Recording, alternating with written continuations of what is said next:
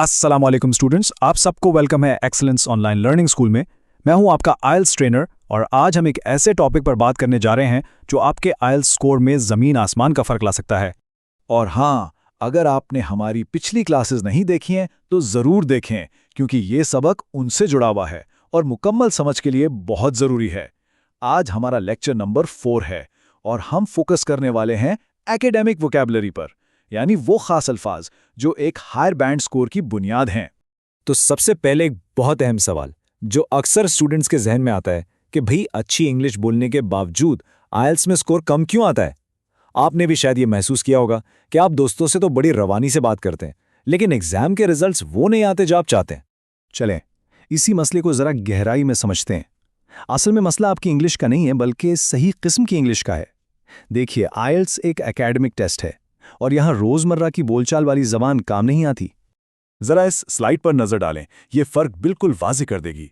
जहां हम आमतौर पर गुड कहते हैं, एकेडमिक इंग्लिश में हम बेनिफिशियल इस्तेमाल करते हैं, जो ज़्यादा बाअसर है। इसी तरह बैड की जगह डेट्रीमेंटल और वेरी इंपॉर्टेंट की जगह सिग्निफिकेंट का इस्तेमाल, ये आपके लैंग्वेज लेवल को फ़ौरन ऊपर ले जाता है और एग्जामिनर यही देखना चाहता है।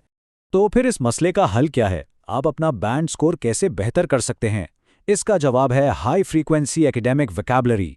जी, यही वो चाबी है जो आपके ख्वाबों के बैंड स्कोर का ताला खोलेगी। आइए देखते हैं कि ये है क्या। हाई फ्रीक्वेंसी एकेडमिक वर्ड्स, ये वो अल्फाज हैं जो एकेडमिक किताबों, रिपोर्ट्स और डिस्कशंस में बार बार बहुत ज़्यादा इस्तेमाल होते हैं। जब आप इन अल्फाज पर महारत हासिल कर लेते हैं ना, तो आपकी बात में एक वजन आ जाता है, एक अथॉरिटी और एक प्रिसीजन, यानी आपकी बात बहुत वाज़ेह और मजबूत लगती है। और ये कितना अहम है, आप इस नंबर को देखें। आइल्स राइटिंग टास्क 2 में आपकी वोकैबुलरी, खास तौर पर एकेडमिक वोकैबुलरी, आपके स्कोर को 25% तक मुतासिर कर सकती है। जी हां, पूरे 25%। तो आप खुद सोचें, क्या इसे नज़रअंदाज किया जा सकता है? बिल्कुल नहीं। तो चलें, अब कुछ ऐसे ही ज़रूरी एकेडमिक अल्फाज पर एक नज़र डालते हैं जो आइल्स में बहुत आम है। ये आपके लिए एक बेहतरीन शुरुआत साबित हो सकते हैं। अच्छा जी, इस टेबल को गौर से देखें। पहला लफ्ज़ है एनालाइज, मतलब किसी चीज़ का गहराई में जाकर तज्जिया करना। मिसाल देखें, scientist need to analyse the data thoroughly.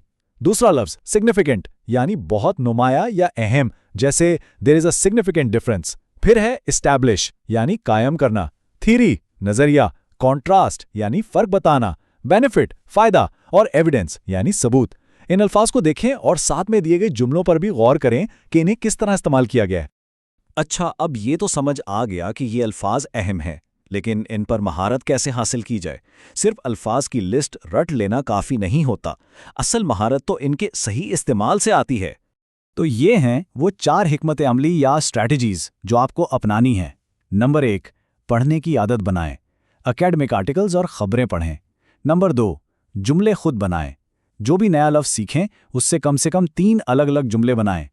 Number 3, मुतरादिफात यानी सिनोनिम्स का इस्तेमाल करें। एक ही लफ्ज़ को बार बार दोहराने से बचें।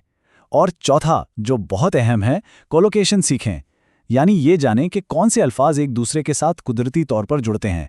जैसे हाईली सक्सेसफुल कहना ज़्यादा बेहतर है बजाय वेरी सक्सेसफुल के। चलें, अब कुछ ऐसे आम सवालों के जवाब देते हैं जो अक्सर स्टूडेंट्स को एकेडमिक वोकैबुलरी के बारे में परेशान करते हैं। पहला सवाल, क्या किसी लफ्ज़ का सिर्फ मतलब याद कर लेना काफ़ी होता है? जवाब है नहीं, बिल्कुल भी नहीं। सिर्फ मतलब जानना आधा काम है। असल चीज़ है कॉन्टेक्स्ट, यानी सियाक व सबाक। आपको ये भी सीखना है कि वो लफ्ज़ नाउन है, वर्ब है या एडजेक्टिव। और सबसे ज़रूरी बात, उसे अपने जुमलों में इस्तेमाल करने की बार बार प्रैक्टिस करें। अच्छा, एक और बहुत बड़ा सवाल, क्या एग्जामिनर को मुतासिर करने के लिए बहुत ही मुश्किल और अजीबो-गरीब अल्फाज इस्तेमाल करने चाहिए? मेरी नसीहत है, ये गलती हरगिज़ मत कीजिएगा। सिर्फ वही अल्फाज इस्तेमाल करें जिन पर आपको 100% एतमाद हो। एक बात हमेशा याद रखें, आइल्स में दुरुस्तगी यानी एक्यूरेसी मुश्किल अल्फाज के इस्तेमाल से कहीं ज़्यादा अहम है। एक मुश्किल लफ्ज़ का गलत इस्तेमाल आपका स्कोर बढ़ाएगा नहीं बल्कि कम कर देगा।